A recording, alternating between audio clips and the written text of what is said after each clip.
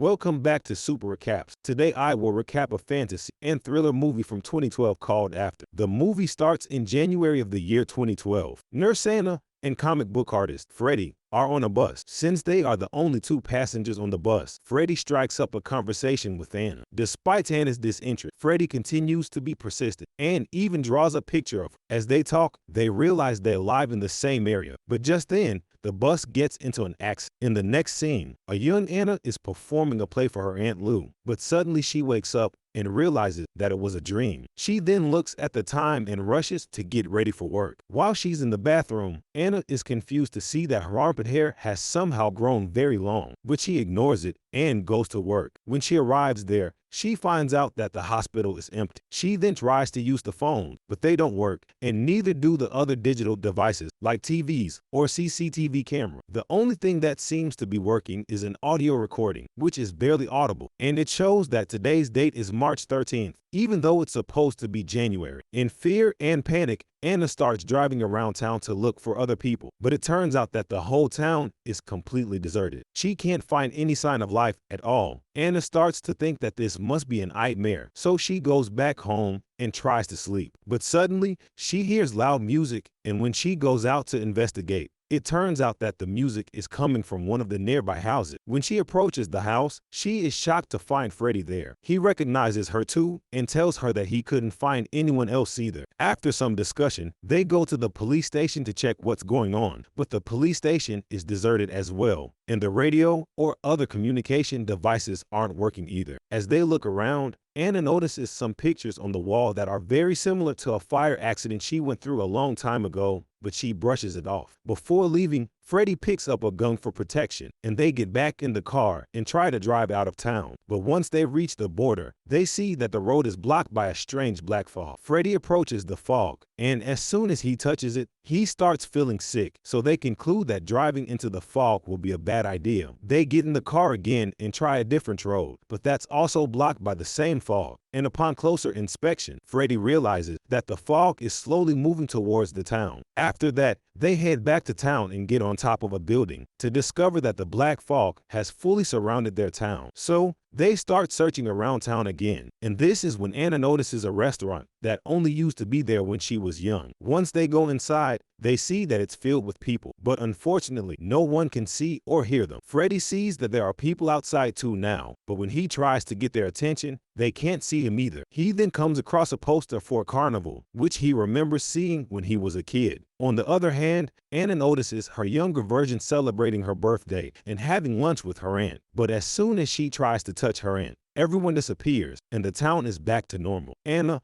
and Freddy realize that somehow they had gone back to 1992, but now they are in 2012 again. So they sit down and try to figure out what's going on. Anna talks about how her armpit hair had grown unusually long when she first woke up, and Freddy says that he also woke up full-grown beard. Freddy then decides to use a measuring tape and a timer to check how fast the fog is moving, and according to his calculations, the fog will engulf the whole town in 3 days. He then takes a map and tries to figure out which part of town will still be safe on the 3rd day. Soon, it starts getting dark, so they go to a supermarket to stock up on food and other important things while thinking about how they can save themselves. They even discuss escaping through the sewers. Anna also thinks they might have died in the bus crash. Suddenly, Anna remembers the audio recording, and she asks Freddy to come with her to the hospital. So they listen to the recording again and hear a few doctors talk about how a patient called Dana has been in a coma for 2 months, and they plan to only wait for 3 more days before they cut off her life support. After listening to the recording, they go to the hospital room where they usually keep coma patients, and there they see a working heart monitor displaying a high heart rate. Freddy has a theory, and to test that theory, he tells Anna to calm down, and as soon as she does, the heart rate on the monitor goes back to normal. They then hurry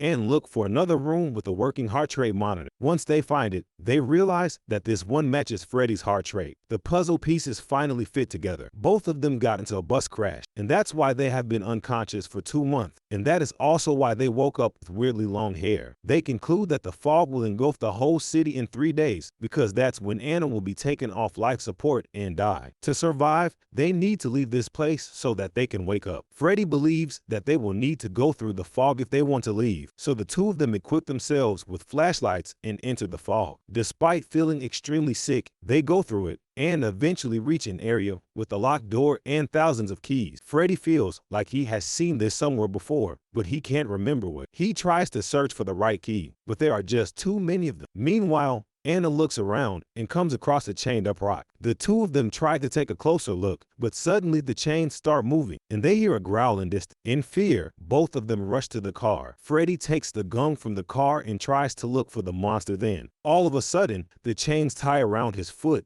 and begin to drag him away. Luckily, Freddy manages to grab onto the car and pushes the chain off his foot. As soon as he's free, he runs back to the car, and they drive back to town to think of another escape plan. They first stop at a weapons store to get a stronger weapon and a few other things. Their new plan is to try crossing the town through the river, and for that, they will need a boat. So, they head to Freddy's house to fetch his old family boat. And once they reach there, they notice all the lights are on. They rush inside and discover that they are in 1992 again, where they find a younger version of Freddy working on a comic that he named Beyond the Veil. His stepfather is also there and is trying to bond with him, but young Freddy refuses to play with him. And just when his stepfather leaves, Freddy and Anna are back in 2012. They take the boat from Freddy's house and go to the river. During the boat ride, they talk about themselves, and Freddy informs Anna that he has had a passion for comics since he was young. Anna also shares that she wanted to be a writer and that she used to write mini stories when she was young. She even talks about how her Aunt Lou raised her, but one day, her aunt got caught in a fire and went into a coma for many years before she passed away. That's why Anna gave up on becoming a writer and became a nurse instead. And since Anna didn't want to waste away in a hospital like her aunt, she signed a living will that permitted the doctors to disconnect her from life support if she ever became comatose. After a while, they reach the border and see that even the river is blocked by the fog, so they are forced to go back to town. They go to Anna's house to rest, but Freddy suddenly realizes something and he hurries to his family's house, where he finds his Beyond the Veil comic. In the comic, he finds a drawing of the same locked door and keys. They also find out that he drew this on the same day as Anna's birthday, which is the day when she went to the diner with her aunt. Both of them then remember that they also went to the carnival that day, so they decide to visit that area now. When they reach there, they are back in 1992. They see young Anna having fun with her aunt while Freddy is being bullied by a group of kids. When their younger selves are about to leave the carnival, they bump into each other for a split second but continue going their separate ways. After that, Freddy and Anna are back in 2012, and Anna realizes that the memory she remembered when she first woke up from the same day, and it happened after the carnival. Anna and her aunt were reenacting one of Anna's stories, but during the play, Anna accidentally hit a candle which fell and caused a fire. Aunt Lou was injured badly in the fire and went into a coma. As she recalls the memory, Anna can't stop blaming herself for what happened even though Freddy tries to comfort her and tells her it wasn't her fault. All of a sudden, they hear a growl and see that the monster is approaching them. They quickly run to the nearby school and hide, but the monster chases them inside. However, because of the chains around his neck, the monster can't go any further. This is when Freddy notices a key on the monster's neck, and he realizes that this must be the key to the locked door. So, to get the key, he tries shooting the monster, but the bullet does not injure the monster. It just scares him away. Freddy and Anna then go to Anna's house to think of a plan. Freddy tries to estimate the length of the monster's chain to know what parts of town it can't reach. Anna also finds her old storybook, and they discover that the chain monster is the same monster that Anna has written about in her story, which means that this reality is based on Freddy's comic and Anna's story. They read Anna's story to find the monster's weakness, but they only learned that the monster eats humans and that it was killed by a knight. After some thinking, Freddy has a plan. They collect various things from some stores and build a trap for the monster. They stuff from-eating 2 mannequins and put them on the road, and between the mannequins is a bomb that Freddy made. After setting up the trap, both of them hide on the roof to watch out for the monster. As soon as the monster approaches the mannequin,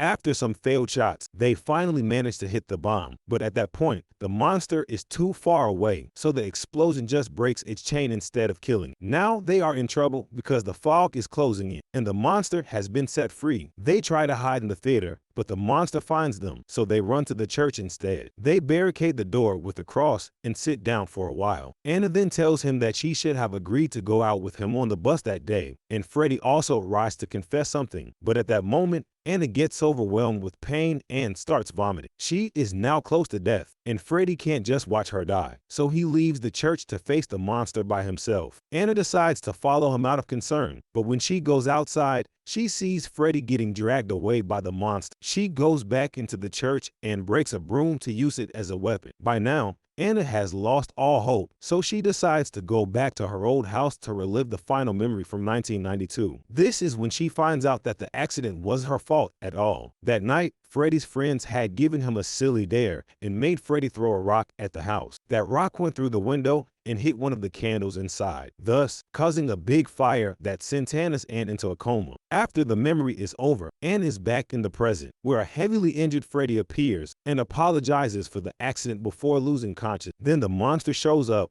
and Anna goes to face it. She tells it that she's not afraid anymore and then kills it with a wooden stick. She then takes the key from its body. The black fog covered the entire town. The strange door appears before them. Anna tries to open it with the key. She then takes Freddy's hand and puts it on the key as well, which finally opens the door. When she goes through the door with Freddy, she wakes up in the real world, in a hospital bed. She immediately goes to find Freddy, but it turns out that he has already left the hospital. After a few days, Anna gets discharged from the hospital and goes to visit Freddy, only to discover that he has amnesia now and the bus incident is the only thing he remembered. Even so, he sometimes sees flashes of his memories in his dreams and draws them when he wakes up. After hearing this, Anna has an idea and she goes to Freddy to show him the picture he drew of her. Suddenly, he starts remembering their time together and the movie concludes as they kiss each other. Thanks for watching. To support the channel, make sure to subscribe and hit the like button and press the bell icon to get new video updates.